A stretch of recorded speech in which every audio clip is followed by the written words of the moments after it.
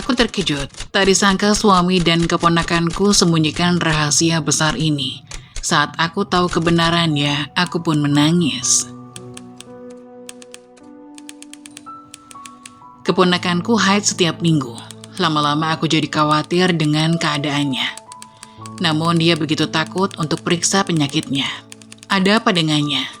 Setelah aku telusuri, ternyata dia.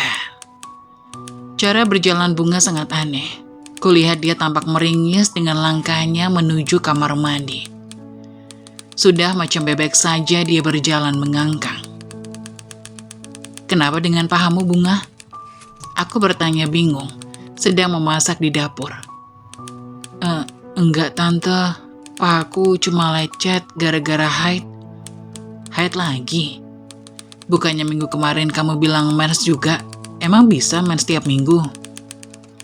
Wajah bocah 17 tahun itu tampak pucat. Dia memang tampak ketakutan.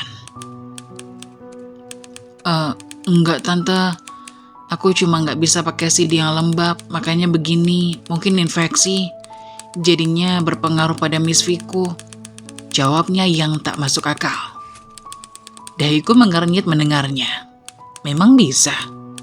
Bisa tante, aku harus mandi dulu nanti telat masuk sekolah. Hatiku rasanya sangat dongkol sekali. Sebab anak yang dititipkan kakakku ini tak bisa menjaga dirinya dengan baik. Mungkin saja dia sudah berbuat hal buruk dengan kekasihnya. Bisa saja. Ketika Bunga sarapan, aku mencoba memberi peringatan secara halus. Nanti pulang sekolah, kita periksa kesehatanmu ke dokter ya Bunga, ucapku. Bocah ini malah tersedak mendengarku. Aku pun segera memberikannya air putih. Pulang sekolah Bunga, kuulangi sekali lagi. Aku nggak apa-apa tante, aku cuma haid biasa kok. Bunga lantas beranjak. Tanpa menghabiskan makanannya, ia pun mencium punggung tanganku, kemudian berlalu pergi ke sekolah. Anak itu kenapa sih? Aku masih bertanya bingung. Biarkan saja Liana, kenapa kamu yang pusing dengannya? Bunga kan udah besar, jadi dia tahu mana yang baik dan enggak. Gumam Mas Iqbal nyeletuk sembari menyeruput secangkir kopi. Ia sudah bersiap hendak ke kantor. Masalahnya, kalau anak itu kenapa-napa, aku yang disalahin sama Mbak Amira nanti. Karena dia nitipin anaknya supaya jadi anak yang benar. Kalau Bunga kenapa-napa gimana? Ya, kalau kita gagal mendidiknya, artinya bukan salah kita. Bisa saja anaknya yang memang salah pergaulan. Mas Iqbal berkata santai. Apa dia tak merasa bersalah berkata begitu? Mas, makanya itu, bantu aku didik Bunga. Jangan malah berkata begitu. Iya, sahutnya lalu beranjak. Aku berangkat dulu. Lelaki berhidung mancung itu lalu pergi kerja. Profesinya sebagai asisten manajer di sebuah perusahaan jajanan snack. Samar ku dengar suara desahan dari kamar sebelah. Aku lantas terbangun mendengar suara rintihan tadi. Namun kulihat jam sudah menunjukkan pukul 1 malam. Sepertinya aku memang tidur lebih awal karena Anita sakit. Aku pun terbangun dan beranjak hendak memastikan suara apa yang membuatku resah. Namun kenapa Mas Iqbal belum juga tidur? Apa dia masih menonton bola? Kubuka pintu pelan untuk keluar memastikan. Brak! Suara jendela yang tertutup keras membuatku terkejut bukan main. Maling! Teriak Mas Iqbal di luar sehingga membuatku tergeragap. Maling apaan Mas? Aku keluar dengan rambut acak-acakan. TV pun masih menyala. Ternyata suamiku memang belum tidur. Suara jendela dari kamar Bunga, bisa saja ada maling masuk. Seru suamiku, lalu menggedor pintu kamar Bunga. Bunga, bangun! Mas Iqbal memanggil. Kemudian pintu langsung dibuka oleh Bunga. Gadis remaja ini hanya mengenakan tank top dengan celana pendek merahnya, sehingga membuatku langsung menutupinya dengan selimut. Siapa yang masuk tadi Bunga? Aku mempertegas. Gak ada, aku hanya buang sampah lewat jendela. Tapi jendelanya malah ketutup keras. Udah tante, aku ngantuk. Perempuan berbadan bongsor ini menutup pintunya kembali. Bunga, jangan sering begadang. Aku berteriak. Tak ada sahutan. Tapi entah kenapa perasaanku merasa aneh. Apalagi mengingat dia haid terus-menerus. Apa Bunga memasukkan orang lain ke dalam kamarnya? Tapi siapa?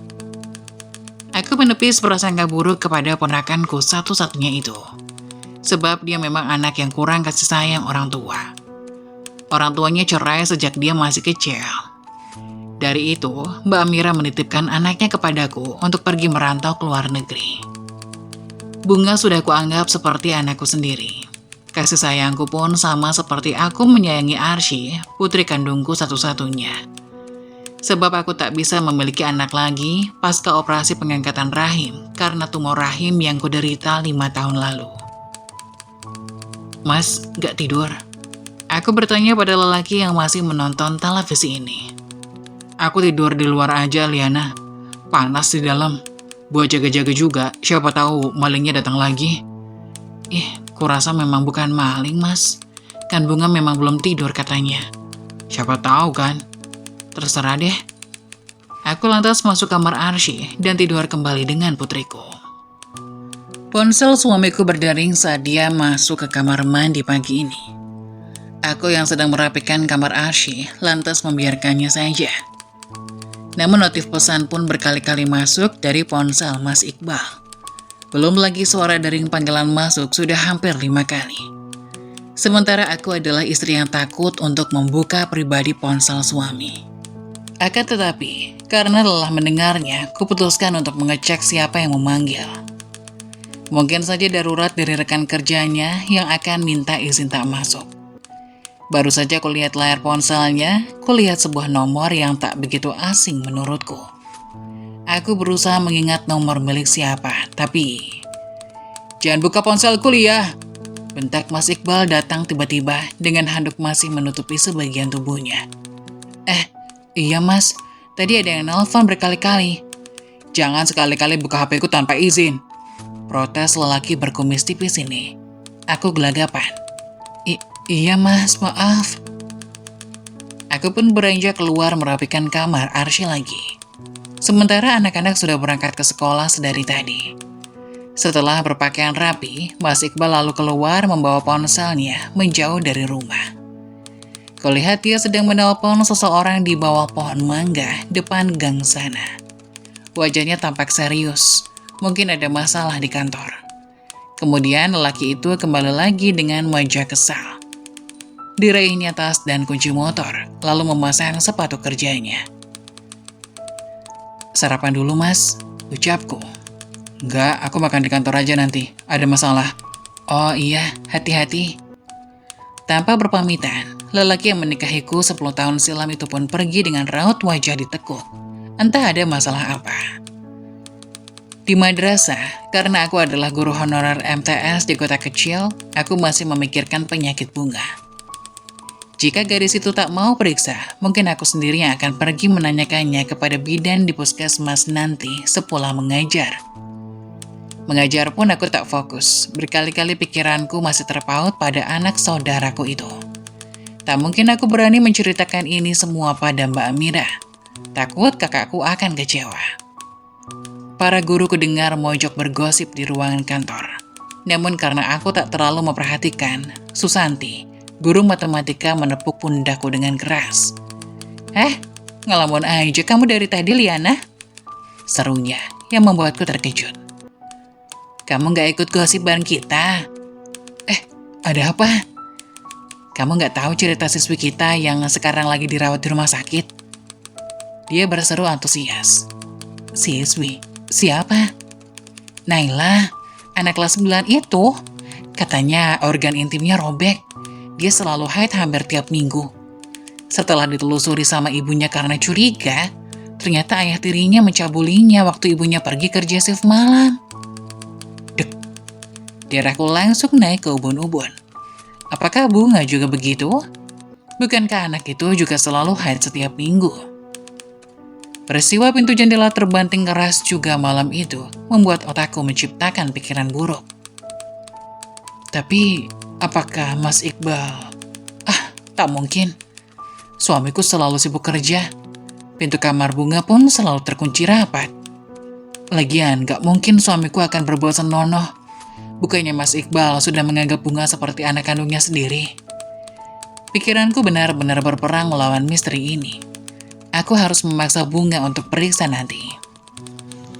Hari ini aku pulang terlambat karena ada rapat mendadak perihal acara kenaikan kelas nanti. Aku pun menjemput Arsy, putriku, pulang terlebih dahulu karena masih satu jalur dengan tempat mengajarku. Baru saja aku tiba di gerbang rumah, kulihat pintu sudah terbuka lebar. Siapa di dalam? Kulihat sepasang sepatu laki-laki dan perempuan tergeletak di depan rumah. Sepeda motor Scoopy pun sudah terparkir di halaman. Bunga sudah pulang sekolah ternyata. Makasih ya, tutur suara laki-laki dari dalam rumahku. Lekas-lekas kustandarkan sepeda motor agar cepat masuk ke dalam. Benar saja, seorang laki-laki berpakaian putih abu itu berdiri depan Bunga saling senyum, sembari membetulkan resleting celananya. Ngapain kamu? Aku berseru pada lelaki itu. Tante, aku antarkan Bunga pulang tadi. Lelaki itu menjawab. Cukup sampai di luar rumah, kenapa kamu harus masuk? Ketusku. Tante, Faisal tadi kebelet, jadi dia numpang ke toilet sebentar, makanya masuk ke rumah. Bunga menjelaskan. Kamu tahu kan, di rumah ini gak ada orang lain. Bagaimana kalau orang berpikir negatif tentang kamu, Bunga? Ingat, kamu itu dititipin sama tante biar kamu jadi anak yang baik dan benar. Jaga pergaulanmu. Jangan sekali-kali kamu memasukkan laki-laki ke dalam rumah ini. Paham? Emosiku tak dapat kukendalikan. Meledak begitu saja. Ketakutan terbesarku adalah Bunga berbuat yang tidak-tidak di dalam rumah ini sedari tadi. Keponakanku ternganga, matanya berkaca-kaca. Tante, dia itu teman baikku. Aku nggak ada hubungan apa-apa sama Faisal, tapi kenapa tante malah memarahiku depan orang lain? Gadis berkulit sawo matang ini melawanku. Faisal, kamu bawa aku pergi aja dari rumah ini. Bunga lantas menarik lengan lelaki itu keluar dari rumah ini. Bunga maafin tante. Aku berteriak memanggil. Namun gadis itu terus saja selalu berboncengan bersama laki-laki yang dia katakan temannya itu. Baru kali ini aku memaki keponakanku keterlaluan. Sekarang, kemana anak itu akan pergi? Aku takut jika ia bergaul dengan orang yang salah. Aku takut Mbak Amira akan memarahiku. Bagaimana ini? Kak Bunga mau kemana, Bu? Arsy bertanya bingung. Aku menggeleng pelan. Gak tahu, Nak. Nanti kita cari kakakmu. Benar saja, sampai maghrib tiba, Bunga tak kunjung pulang. Berkali-kali kuhubungi nomornya tapi tak juga aktif. Kali ini aku benar-benar panik. Beberapa teman terdekatnya yang ku ketahui tak ada yang tahu di mana anak itu. Tapi, kenapa Mas Iqbal juga belum pulang ya? Aku pun menghubungi lelaki bergelar suamiku itu. Halo, kenapa Lia? Mas Iqbal menjawab. Kenapa belum pulang? Aku lembur Liana. Masalah kantor sedang hancur gara-gara admin baru yang keliru. Kalau enggak nanti mungkin aku pulang besok. Dahiku mengernyit mendengar jawaban lelaki itu. Mas, coba cari Bunga dulu. Dia nggak pulang-pulang dari siang tadi. Anak itu ngambek gara-gara aku bentak, Mas. Aku khawatir sama dia. Kenapa lagi tuh anak? Bikin masalah aja. Kalau bisa kamu kembalikan saja sama keluarganya. Loh, kok Mas bilang gitu? Iya, bikin susah aja. Gerutu suamiku terdengar kesal. Sudah, jangan ganggu aku dulu ya. Mas Iqbal lantas memutus sambungan teleponnya. Kali ini aku yang dibuat panik beneran.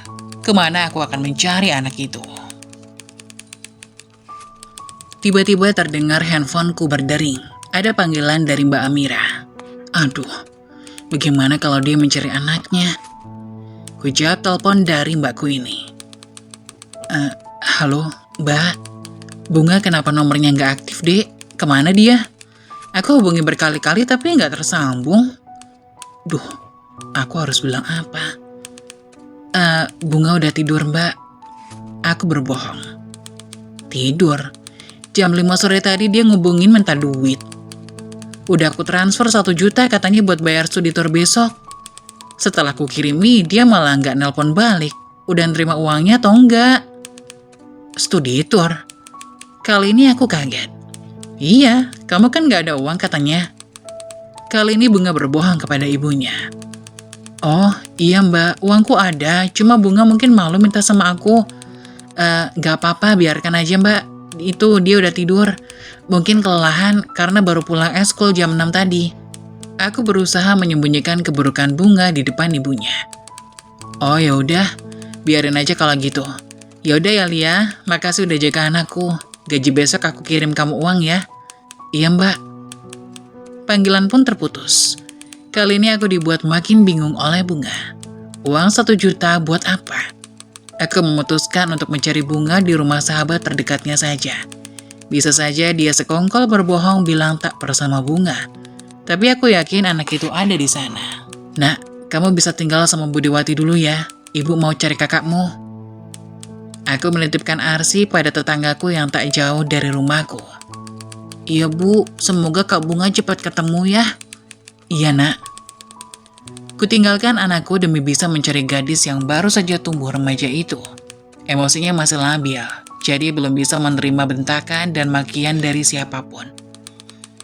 Kutelusuri jalanan yang lengang ini dengan sorot lampu di setiap jalan, membelah malam dengan dingin yang menusuk tulang. Sahabat Bunga bernama Okta itu rumahnya cukup jauh dari tempatku. Tapi aku tahu karena anak itu dulu sering bermain ke rumah. Dan aku pun kerap kali mengantarnya pulang. 10 menit aku tiba di rumah Okta. Aku pun mengetuk pintu mengucap salam. Tak berselang lama gadis seusia Bunga itu muncul. Ada tante? Mau cari Bunga lagi? Sila bertanya. Bunga pasti ada di sini kan Okta? Tante yakin? Ujarku memastikan. Enggak tante, sumpah. Tapi tadi aku lihat story WA dia yang berfoto seperti di hotel gitu. Dadaku langsung sesak mendengar kata hotel. Hotel? Seruku mempertegas. Iya tante, lihat aja nih. Gadis berkepang 2 ini menunjukkan ponselnya kepadaku. Sebuah story WA milik Bunga dia perlihatkan. Benar saja, dia selfie pada sebuah kamar bagus, seraya duduk sambil menunduk di kasur yang empuk dengan posisi kamera di atas. Gadis itu memakai lingerie merahnya dengan caption Love Sugar Daddy. Hatiku benar-benar teriris pedih melihatnya. Apakah anak itu menjual diri? Tapi ada satu gambar familiar yang membuatku mengernyitkan dahi. Lantas ku perbesar gambar sepatu yang terletak di samping bawah kasur itu. Sepatu itu seperti milik. Sepatu itu? Aku berujar terbata. Kenapa tante? Okta menyahuti. Oh, tak mungkin Mas Iqbal bersama Bunga. Suamiku sudah menganggap Bunga seperti anaknya sendiri. Bisa saja itu sepatu yang mirip dengan Mas Iqbal. Bukankah semua yang ada di dunia ini dijual sama persis berjumlah banyak? Lagian, suamiku juga sedang lembur. Dan aku selalu percaya pada lelaki yang selama ini berperilaku baik itu kepadaku. Enggak Okta, sejak kapan Bunga mulai berfoto di hotel? Aku menelusuri lagi. Sepertinya udah kedua kali ini, Tante. Tapi kenapa aku nggak pernah lihat story dia ya? Itu karena nomor Tante disembunyikan dari statusnya. Okta menjawab, iya, aku paham sekarang. Selama ini aku tak pernah melihat setiap statusnya. Anak itu memang tertutup padaku. Tak pernah mau cerita apapun masalah sedari kecil. Atau aku yang terlalu cuek padanya. Baiklah, terima kasih informasinya ya Okta. Atau apa kamu tahu di mana letak hotelnya? Okta menggeleng. Enggak tante, aku nggak pernah tahu nama-nama hotel. Oh gitu. Ya udah, makasih ya, tante pamit. Aku pun mengendarai kendaraan, memilih untuk pulang saja. Sepanjang perjalanan otakku masih saja memikirkan gadis yang membuat hatiku terpukul itu. Entah sejak kapan Bunga berbuat hal menjijikan. Apakah anak itu benar-benar menjual diri, tapi buat apa? Apakah karena dia kurang kasih sayang awalnya? Makanya dia bisa berbuat nekat. Tapi bukankah selama ini Mas Iqbal sudah memberikan kasih sayangnya juga kepada Bunga? Agar anak itu bisa merasakan keluarganya utuh, seperti teman-temannya yang lain. Kemana aku harus mencari hotel yang dimaksud? Kota Pekanbaru ini luas, hotel pun banyak bertebaran. Pecah kepalaku lama-lama memikirkannya. Kuputuskan untuk kembali pulang saja. Biarkan otakku berpikir tenang untuk bisa mencari anak itu besok. Adzan Isya sudah berkumandang sedari tadi. Aku bergegas melanjutkan kendaraan agar cepat sampai rumah. Sebab jam sudah menunjukkan pukul 10 malam. Aku terlalu lama di rumah Okta tadi, sehingga lupa ada anakku menunggu di rumah. Namun baru saja aku tiba di rumah, kulihat pintu sudah terbuka. Mas Iqbal ternyata pulang, sebab sepeda motornya terparkir di halaman. Benar dugaanku bahwa sepatu yang ada di foto bunga itu bukanlah milik suamiku. Kukira Mas akan nginep di kantor. Aku bertanya pada lelaki yang sudah duduk selonjoran di depan televisi, sembari menyesap rokok dan secangkir kopi. Enggak, semua udah selesai tadi. Lelaki berkumis tipis itu menyahuti. Sejak kapan Mas ada di rumah? Barusan, gak lama kok. Oh, aku baru pulang cari bunga. Anak itu entah kemana. Siang tadi aku memakinya, sebab dia memasukkan teman sekolahnya ke dalam rumah ini. Aku nggak tahu kalau anak itu numpang ke toilet. Aku kira mereka habis. Kamu jangan terlalu berpikir buruk sama anak. Dia itu remaja yang masih labil. Disalahkan sedikit pasti merajuk. Sekarang kamu sendiri kan yang rugi kalau dia makin kenapa-napa. Bisa saja dia merusak dirinya karena frustasi. Umur seperti dia memang butuh kasih sayang dan pengertian full. Dahiku mengernyit mendengar jawaban Mas Iqbal. Loh, kenapa jadi aku yang disalahkan? Harusnya dia sebagai anak sabar dikit, jangan main pergi gitu aja. Mas Iqbal mengangkat bahunya. Terserahlah. Pusing aku mikirin kalian. Sikap lelaki ini tampak cuek sekali kepada aku belakangan ini. Selama ini aku masih menerima perlakuannya yang sedikit kasar, karena aku pikir dia lelah bekerja. Tapi lama-kelamaan jenuh juga aku diperlakukan Ajo. Atau jangan-jangan selama ini kamu selalu bersama bunga? Cecarku keceplosan. Mas Iqbal tersedak kopi yang dia minum. Apa-apaan kamu Lia? Tuduhanmu itu lawak. Kenapa bisa kamu berpikiran bahwa aku bersama bunga? Aku ada di rumah ini. Lelaki ini malah membentakku kasar. Bisa jadi kan? Soalnya aku lihat sepatumu di gambar yang bunga upload pada story WA-nya. Captionnya with sugar daddy. Lelaki berbadan tinggi kekar ini lantas berdiri dengan tatapan nyalang menatapku. Gila kamu Lia. Bentak Mas Iqbal, lantas berlalu menghindariku. Kalau bukan kamu siapa? Lagi-lagi aku menyudutkannya. Kamu kira aku paman cabul? Jangan ngaco kamu Lia. Sekali lagi kamu berkata begitu, ku buat kenyataan perkataanmu. Duh, kenapa hatiku sakit mendengarnya? Harusnya dia berusaha meyakinkanku bahwa dia bukan pelakunya. Tapi kenapa dia malah berkata bahwa akan membuatnya jadi kenyataan? Iya mas, maaf. Aku hanya takut. Soalnya ada anak muridku tadi siang masuk rumah sakit karena pendarahan setiap minggu. Katanya dia dicabuli oleh ayah tirinya. Gak habis pikir aku, kenapa bisa laki-laki yang harusnya jadi ayah pelindung anaknya justru menjadi neraka buat anak gadisnya?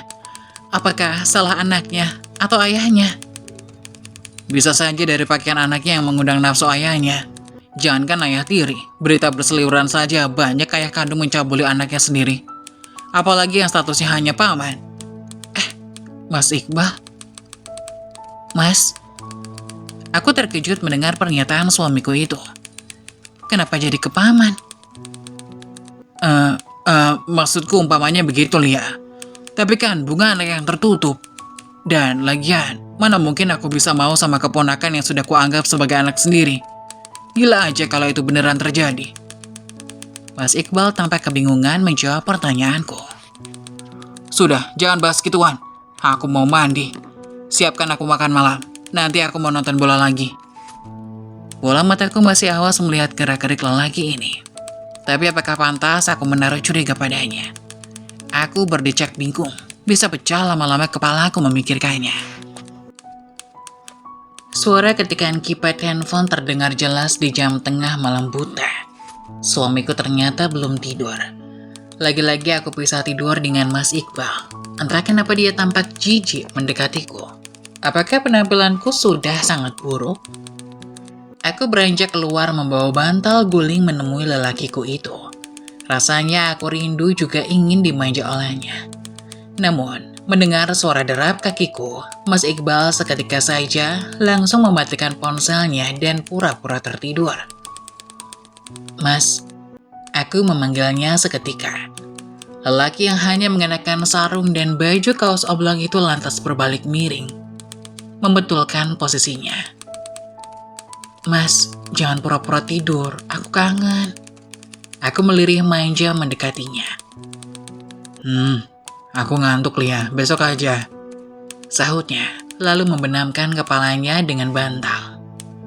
Namun kulihat pada layar ponselnya menyala yang ia letakkan di sampingnya dengan posisi terbalik. Aku yakin Mas Iqbal sedang chatting. Balas chatmu itu atau aku yang buka? Aku mengancam. Lelaki itu seketika meraih ponselnya dan mematikannya langsung. Gak penting itu, cuma balasan grup karyawan. Aku memutar bola mata kesal. Dongkol sekali rasanya jadi istri yang terlalu manut dan tak seganan.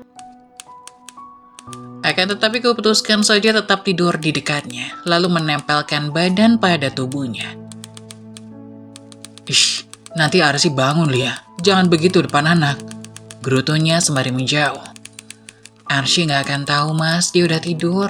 Lagian Bunga juga gak ada di rumah, jadi aku mau puas-puas sekarang. Aku lantas memaksa Mas Iqbal dengan membuka bajunya. Namun baru setengah terbuka, lelaki itu langsung menutupnya lagi dengan kasar. Aku tahu, bola mataku menangkap sesuatu tanda merah di bagian dada bawah suamiku. Apa-apaan sih kamu Lia? Aku bilang besok dulu, ngantuk. Serganya kasar seraya membetulkan pakaiannya. Lelaki ini lalu membenarkan posisi tidurnya lagi membelakangiku. Sementara aku masih terpaku terdiam melihat tanda merah tadi. Tanda merah apa tadi Mas? Aku bertanya dengan bola mata yang berkaca-kaca. Ngawur kamu. Itu merah bekas gatal. Jangan aneh-aneh. Tidur sana. Aku harus ke kantor pagi-pagi besok. Otakmu terlalu kotor kepada suamimu sendiri. Dosa, Liana. Bentakan Mas Iqbal membuat badanku gemetar kejut. Akukah lagi yang salah kali ini? Aku mengusap bulir bening yang memaksa terjatuh pelan. Lalu beranjak menjauh dan tertidur meringkuk dalam kamar seorang diri. Begini terus. Sudah hampir 3 bulan aku tak pernah disentuh oleh suami sendiri. Sakit sekali rasanya dianggurin lama. Pagi sekali, suamiku berangkat terlebih dahulu ke kantor. Sikapnya juga cuek sekali kepadaku. Mas, gak ajak Arsy sekalian berangkatnya? Ojek yang biasanya dia pakai hari ini libur katanya. Aku mencoba mengajaknya bicara. Kamu saja yang bawa, kamu kan masuknya siangan nanti. Tapi kalau Arsy ikut aku, nanti dia telat masuk sekolahnya. Sanggah aku lagi. Ya kamu lebih awal berangkatnya, gitu aja susah. Lelaki yang sudah berpakaian rapi berbaju kemeja biru langit itu, lantas berlalu pergi begitu saja dengan cueknya. Aku mendengus kasar melihat tingkahnya, entah sampai kapan aku akan diperlakukan begini. Nanti Arsy ikut mamanya Alifa aja ya. Nanti Arsy ikut mamanya Alifa aja Bu, di mobil. Arsy udah kasih tahu tadi malam. Anakku angkat suara. Aku tersenyum kepada putriku. Baiklah nak. Kalau saja bukan karena anak, sudahlah. Aku tinggalkan lelaki itu dari dulu. Tapi bagaimana dengan Bunga lagi? Anak itu lama-kelamaan bikin pusing aja. Mungkin aku lebih baik menyerahkannya saja kepada ayahnya di sana. Lagi pula, jadi ayah malah hilang tanggung jawab. Tapi pasti Mbak Amira akan marah nanti. Para guru sepakat untuk menjenguk Nela, murid kami yang dirawat di rumah sakit itu. Tapi kami bergantian pergi di jam istirahat dan setelah pulang sekolah. Aku pun pergi bersama 5 orang para guru lainnya, sebab memang dijatah harus 5 orang dulu. Kami pun menaiki mobil Bularas, guru bahasa Inggris paling kaya di madrasah. Sepanjang perjalanan, dalam mobil pun sempat-sempatnya kami bergosip ria. Tiada lagi yang dibicarakan adalah tentang Naila, si murid kami yang sakit. Jadi, seharusnya memang kalau kita janda, jangan dulu menikah kalau punya anak gadis. Apalagi punya ayah tiri yang otaknya mesum. Bahaya banget, Miss. Celetuk Susanti, si guru paling cerewet ini. Aku jadi kepikiran masalahku. Seandainya aku menggugat bisa Mas Iqbal, maka otomatis aku menjadi janda. Lalu, aku punya anak gadis satu-satunya. Bagaimana kalau... nauzubillah. Aku berseru ketakutan. Semua mata malah tertuju padaku. Kenapa Bu Liana? Aku cengengesan. Enggak, aku hanya membayangkan saja. Ngeri, Miss. Sanggahku geli. Ya, jangan sampai. Amit-amit. Sahut mereka. Tak lama kemudian kami pun sampai di rumah sakit tempat Naila dirawat. Namun baru saja kami turun dari mobil di parkiran, kulihat sepeda motor Honda dengan warna yang sama dan plat yang aku lupa-lupa ingat angkanya, terparkir di dekat mobil hitam sedan sana. Motornya kok mirip seperti milik Mas Iqbal? Lagi-lagi, aku menepis prasangka burukku ini. Bisa saja platnya hanya beda 1 angka. Motor juga banyak yang sama kan? Kami pun terus melangkah hendak memasuki bangunan yang luas ini.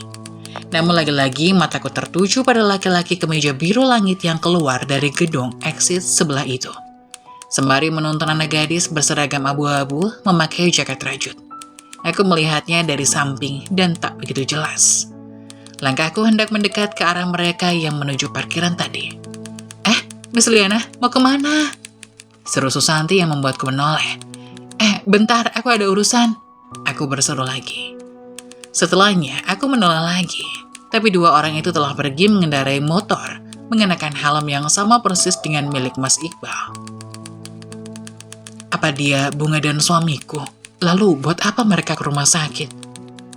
Ku coba memanggil nomor Mas Iqbal, menanyakan hal yang kulihat tadi.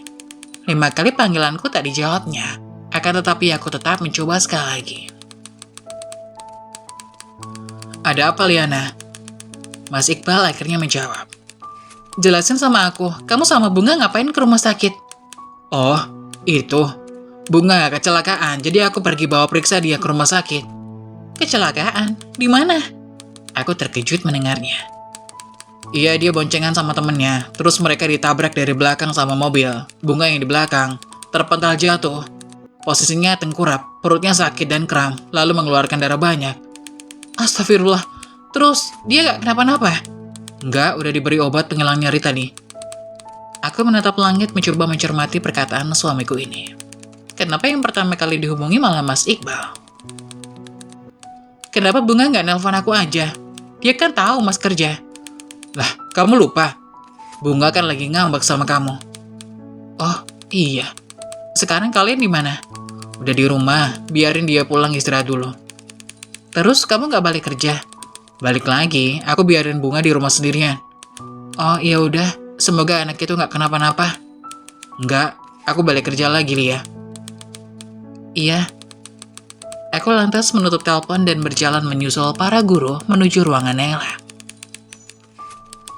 Namun baru beberapa langkah, kakiku seketika langsung tertahan. Otakku langsung tertuju pada Mas Iqbal dan Bunga yang berduaan di rumah.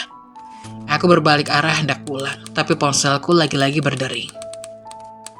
Bu Liana kemana? Kamu sudah di ruangan Naila nih?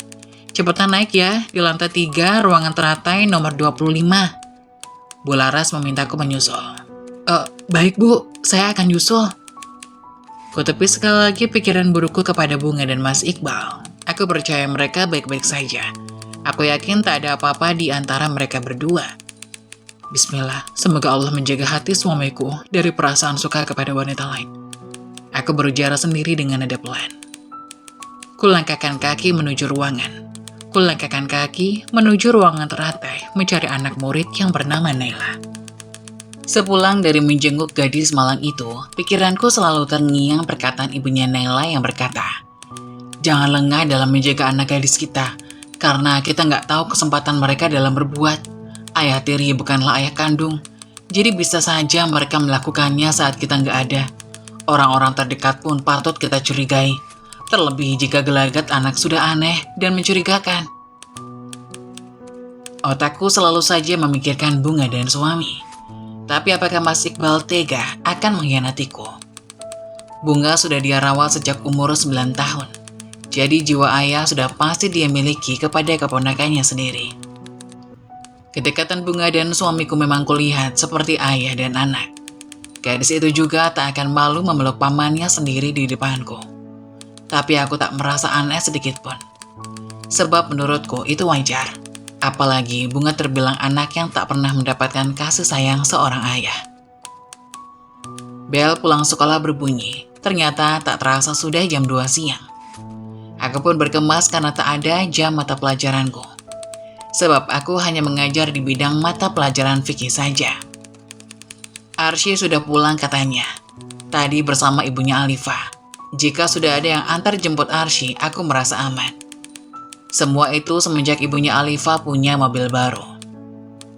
Bunga benar-benar cuek denganku sejak aku pulang sekolah dari tadi. Dia pun mengurung diri dalam kamar.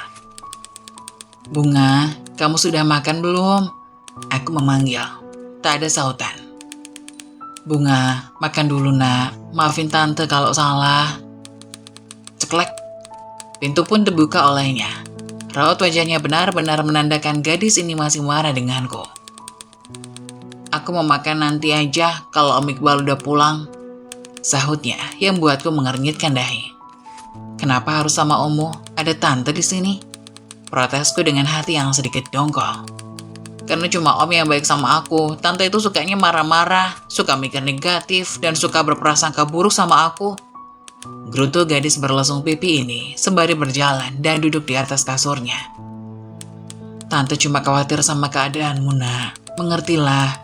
Tante itu diberi beban tanggung jawab yang besar sama ibumu. Kalau kamu kenapa-napa, ibumu juga akan marah besar sama tante dan kamu. Kamu tahu sendiri kan jika ibumu marah, suka main tangan dan memaki kasar. Sekarang kamu pilih tetap tinggal sama tante atau kamu kembali ke bapakmu. Bola mata Bunga melotot menatapku. Jadi, tante sebenarnya mau usir aku? Enggak, tante cuma mau kamu mikir. Kamu udah bukan anak kecil lagi, kamu udah dewasa. Jadi berhenti bersikap kekanak-kanakan, Bunga. Bilang aja tante capek ngurusin aku.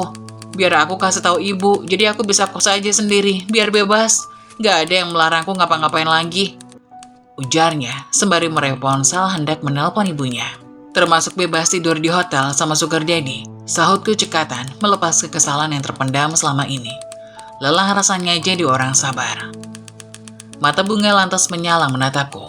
Dari mana tante tahu? Tanyanya heran. Kamu gak perlu tahu dari siapa. Berhenti berbuat yang merusak masa depanmu. Atau tante akan laporkan semua perbuatanmu ke ibumu dan kepala sekolah. Bunga lantas berdiri menatapku. Badannya yang lebih tinggi dariku membuatku mendongak menatapnya. Karena tante selama ini gak tahu apa yang membuatku begini. Jadi diemlah. Atau aku akan membuka semuanya. Ucapan Bunga bagai belati tajam menusukku. Apa maksud dari perkataannya berkata begitu? Apa maksudmu? Cecarku pada gadis ini. Iya, tapi biarlah waktu yang akan menjawabnya nanti. Bunga lantas menghindar keluar dariku. Kurasa dia memang tak mau memberitahu yang sebenarnya. Bunga, milikilah rasa terima kasih pada orang tua yang membesarkanmu. Jangan jadi anak kurang ajar. Tahu begini kamu sebaiknya masuk pondok pesantren aja dulu. Atau masuk. Gadis keras kepala itu berbalik. Masuk apa tante? Masuk panti asuhan. Jawabku tegas. Oh, gak masalah. Lagian aku juga anak yatim kan, gak punya bapak. Jawabnya, santai sembari menenggak air putih. Entah kenapa kamu jadi begini, Bunga. Tante gak pernah loh ngajarin kamu jadi anak yang kurang ajar. Apa ini yang kamu dapetin dari pergaulanmu? Belum lagi kamu berbohong masalah bayar studi tour. Aku bisa aja mengadukan semua perbuatanmu pada ibumu, tapi aku takut kamu makin buruk nantinya. Aku mencoba menasehatinya, meskipun dia kurasa tak mau mendengarnya. Ah, sudah tante, jangan berisik. Protesnya kesal yang buat darahku naik. Bunga, bentakku, makin tak tahan. Ada apa sih ribut-ribut? Suaramu kedengaran sampai luar, Lia. Mas Iqbal tiba-tiba masuk tanpa aku ketahui. Ia sudah pulang kerja. Bunga gak bisa diperingati secara halus. Lelah aku lama-lama sama anak ini. Getir suaraku menjawab dengan bola mata berkaca-kaca. Tante itu terlalu cerewet. Aku juga capek dengernya, Om. Bunga menyahut kesal. Mas Iqbal menarik nafas kasar. Biarkan semuanya mengalir. Ikuti kemana arus air itu akan mengalir. Kalau mengalirnya terlalu jauh dan buruk, apa akan dibiarkan juga? Sangkaku. Tergantung. Sudah, gak perlu debat, aku lelah. Lelaki berbadan kekar itu pun melepas tas kerjanya sembarangan. Tante aja yang buat ribet. Bunga lagi-lagi menyahut. Bunga, diamlah. Tante nggak butuh sautanmu. Protesku kesal. Ya udah, aku pergi aja dari rumah ini. Selesai. Gadis itu lalu masuk ke dalam kamarnya lagi dan membuka lemarinya. Kulihat dia mengeluarkan semua baju-bajunya dan lembaran uang merah berserakan terjatuh. Lekas-lekas gadis itu mengambilnya lalu menyimpannya dalam tas. Dapat dari mana anak itu uang sebanyak itu? Selama ini aku selalu memberinya uang saku sebesar 20 ribuan. Bunga, jangan nekat kamu. Bentakku lagi. Aku hanya mau mengurangi beban hidup tante. Sautannya malah makin membuatku naik darah. Gadis berambut lurus pendek itu pun lantas keluar kamar sembari menenteng tasnya. Taruh tas itu, atau tante akan makin marah. Ancamku. Bunga berdecak. Dia tak peduli perkataanku. Kepalanya betul-betul keras. Terus saja dia berlalu melangkah keluar rumah. Bunga! Teriakku kencang sehingga membuatnya terkejut. Berani kamu keluar rumah, akan kubawa kamu ke rumah bapakmu. Liana. Mas Iqbal malah balik membentakku. Jangan terlalu kasar sama anak, begini akibatnya. Lelaki itu justru mendekati Bunga, lalu dengan entengnya gadis itu memeluk suamiku dengan erat sembari menangis seduh. Lihat om, begitu kelakuan tante, lama-lama aku bisa stres tinggal di sini. Aku mengernyitkan dahi tak percaya. Sedekat itu tampaknya hubungan keponakanku sendiri dengan pak suami. Kalau dari kecil dulu, memang aku tak apa-apa jika mereka saling peluk. Tapi sekarang berbeda, Bunga sudah remaja dan sudah mengerti dengan sentuhan. Yang lebih anehnya lagi, Mas Iqbal malah membalas pelukan Bunga sambil mengusap kepalanya. Jangan begitu, nak. Tantemu hanya khawatir dengan keadaanmu, artinya dia sayang sama kamu. Tapi caranya kelewatan, aku nggak suka. Ujar Bunga dengan nada manja. Gak apa-apa, kamu masuk aja. Kalau kamu pergi lagi, tantemu akan makin stres. Apa kamu gak sayang dia? Dia itu ibumu juga. Mendengar perkataan Mas Iqbal, aku urung kecemburuan dan berpikir negatif. Aku rasa memang begitu cara dia menyayangi anak-anak. Bunga mengusap air matanya. Dia lantas menatapku, lalu kemudian, Tante, maafin aku. Gadis ini berlari memelukku dengan erat. Maaf kalau aku suka bikin tante kecewa. Bulir bening berjatuhan dari pelupukku mendengar anak ini. Iya, aku tahu, aku memang sangat menyayanginya sama seperti anak kandungku sendiri. Iya, tante maafkan. Makan dan belajar yang rajin, jangan lupa istirahat. Katanya kamu habis kecelakaan kan? Mana yang sakit? Aku melepas pelukan Bunga dan mengecek perutnya. Gadis ini terperanjat setelah aku pegang. Gak apa-apa tante. Gak ada yang sakit kok. Dia mengelak. Benar, katanya perutmu terbentur, takutnya nanti kenapa-napa. Kamu udah berhenti haidnya? Aku mulai mencecar anak ini pertanyaan. Udah Tan, aku haid biasanya cuma 2 hari aja kok udah selesai. Oh, aneh ya siklus haidmu. Cuma 2 hari tapi setiap minggu. Kamu gak cek sekalian sama dokternya tadi siang, apa penyebabnya gitu? Liana, sudahlah. Jangan terlalu cerewet mencecar anak dengan pertanyaan. Aku udah tanya dokternya, katanya normal kok, itu hanya berjalan sebentar aja selama sebulan. Setelahnya akan kembali normal, kata dokter. Mas Iqbal yang menjelaskan. Oh, begitu. Aku mangut-mangut mendengar penjelasan sang suami. Satu sisi aku tetap masih bertanya-tanya. Sudahlah. Mungkin memang betul kenyataannya begitu. Sudah ya tante, aku mau masuk dulu. Jangan lupa minum obat pelancar haidnya dulu, Bunga. Seru Mas Iqbal yang buatku makin bingung. Obat pelancar haid? Bukannya anak itu haidnya sudah lancar tiap minggu. Lalu untuk apa obat pelancar haid?